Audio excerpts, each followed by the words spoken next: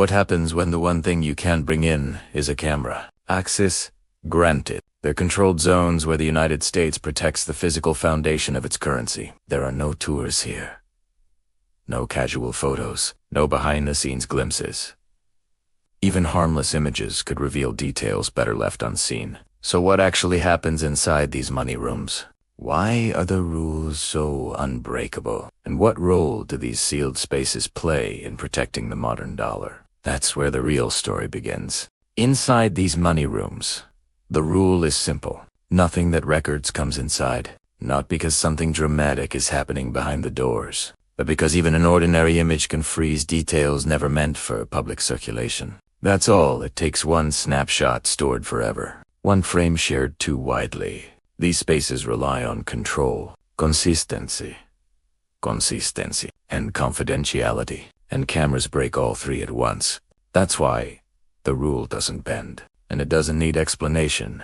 Devices stay outside. Work stays inside. And what happens here remains part of a process designed to protect the dollar from unnecessary exposure. But without cameras, how is the work inside verified? What keeps the system transparent when the world can't see it? That's where the next layer of this operation comes into focus. So what exactly are these money rooms? At this simplest level, they read the spaces reserved for the most sensitive parts of the dollar's physical life. Moments where accuracy matters more than visibility. They're not built for secrecy. They're built for control.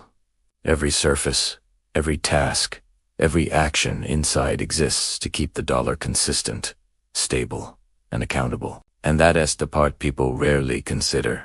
These rooms aren't closed because of what they hide, but because of what they must protect. Their purpose isn't concealment, it's precision. But if these rooms exist to maintain that precision, then a sharper question emerges. Who ensures the integrity of what happens inside? Before anyone reaches these money rooms, they pass through an environment built to protect the integrity of the work inside. Not through dramatic barriers or intimidating rituals, just steady, deliberate layers meant to keep the process clean and consistent. The atmosphere feels controlled, calm, and intentional, as if the entire space is designed to remove uncertainty long before anyone enters the rooms themselves. And that's the part most people overlook. The stability of the dollar relies just as much on the consistency of the people allowed inside as it does on the machinery beyond the doors. But people aren't the only safeguard here, and they're not the final one. So what supports this system when human oversight isn't enough? That's the next threshold. Inside these rooms, mistakes are rare, but the response is instant. When something is off, the space snaps from motion to stillness. Work pauses. Attention locks in. The environment tightens.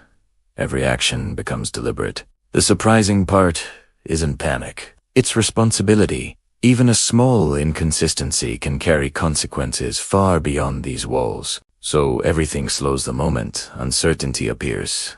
Not to alarm, but to protect what comes next. If a brief pause can matter this much, what prevents small issues from becoming larger ones? The answer isn't the people. It's what quietly watches over the room. Inside these money rooms, human attention is only the first layer. Above it runs a quiet network of systems, steady, unobtrusive, and built to keep the work consistent. They're not dramatic, and they aren't there to scrutinize personnel. They exist to confirm that what's happening matches the standards set long before the day began. These systems do not guess or hesitate. They provide a steadiness that complements human oversight, noticing small variations that might otherwise go unnoticed. Think of them as the room's second pair of eyes. Quiet, constant, always comparing expectation with reality. Where precision defines trust, consistency becomes a form of security. Yet even these systems are not the final safeguard. A deeper, quieter layer still underpins everything inside these walls, and it shapes every decision made there. Beneath all the controls and quiet oversight sits an older principle. A dollar must feel the same in every hand. Long before anyone walks these floors, that expectation is set quiet, exacting, and built into every decision that follows. These rooms exist not to hide, but to preserve that promise.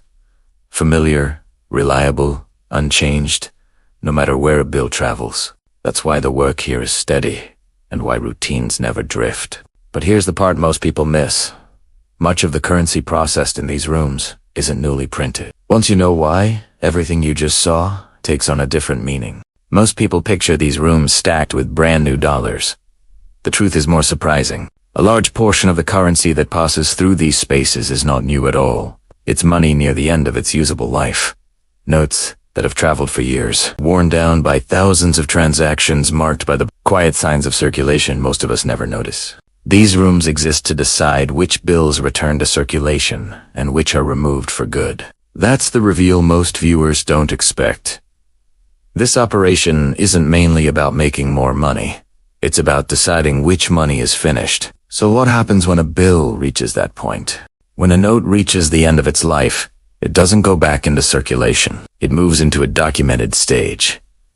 Its condition is logged and its removal is formally confirmed in no drama, just accounting for a bill that's already done its work. And here is the part most people miss.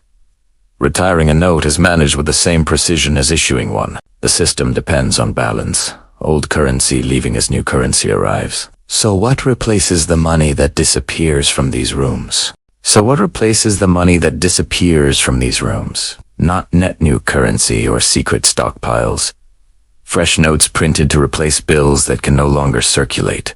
That's the real purpose behind these spaces. Most currency printed each year doesn't expand the money supply.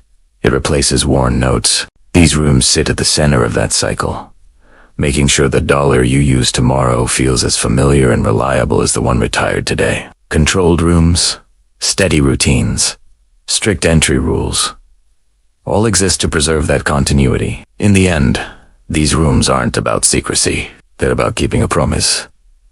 The dollar has carried 4 generations. Now you choose A, America's most secure vaults, or B, a restricted laboratory almost no one has seen. Vote A or B in the comments. Access granted.